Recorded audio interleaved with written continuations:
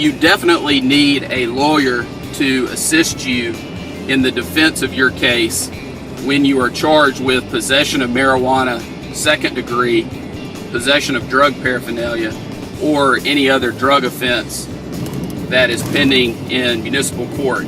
Under Alabama law, the maximum amount that you can be fined in a municipal court on a Class A misdemeanor, such as unlawful possession of marijuana second, is $500. You can also be sentenced up to 6 months in jail.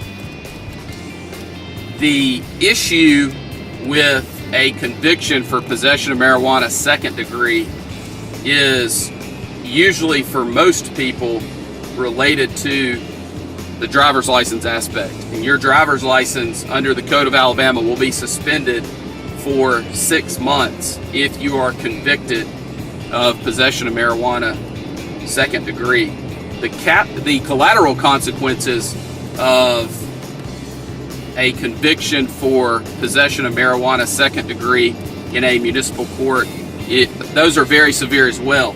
If you have a drug charge conviction, which is a conviction such as possession of marijuana second degree, the federal government will deny for a period of time your ability to obtain federal student aid to assist in your attending college. Also, you could be passed over for promotions at your job if you have a conviction, or you could be denied employment or terminated with a conviction for possession of marijuana second degree.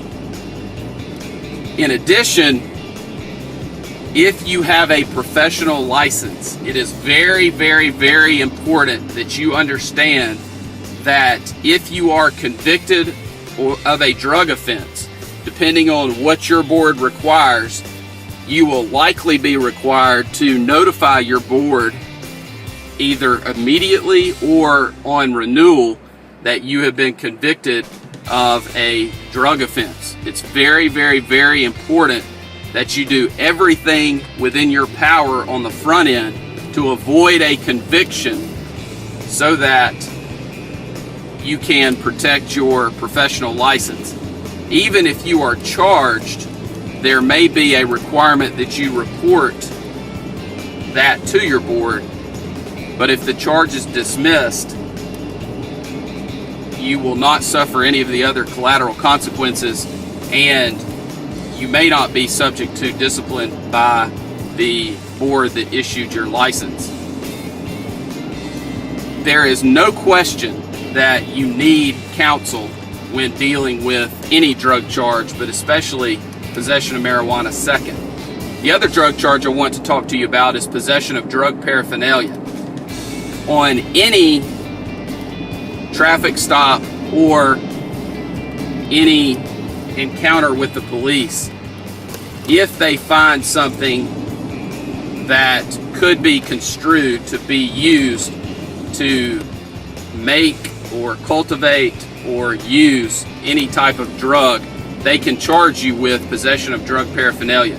If you look at Alabama Code Section 13A-12-260, it lays out about 15 ways that an item can be used in a way that would constitute drug paraphernalia. In addition, it goes through a list of items that I will not go over with you here.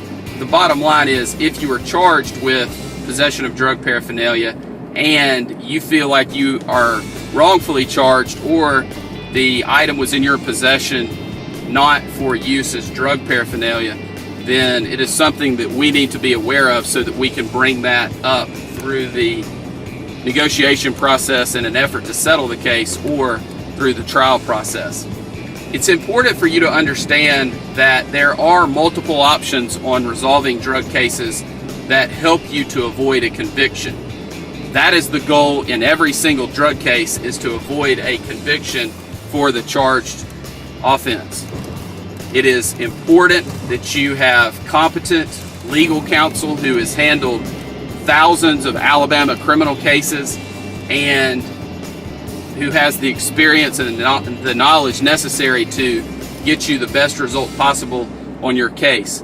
We are members of the Alabama Criminal Defense Lawyers Association, the National Association of Criminal Defense Lawyers. I am also a member of the Texas Criminal Defense Lawyers Association. And those things are important because we are able to stay in touch with other lawyers around the country and also read and review publications about drug offenses and the defenses available.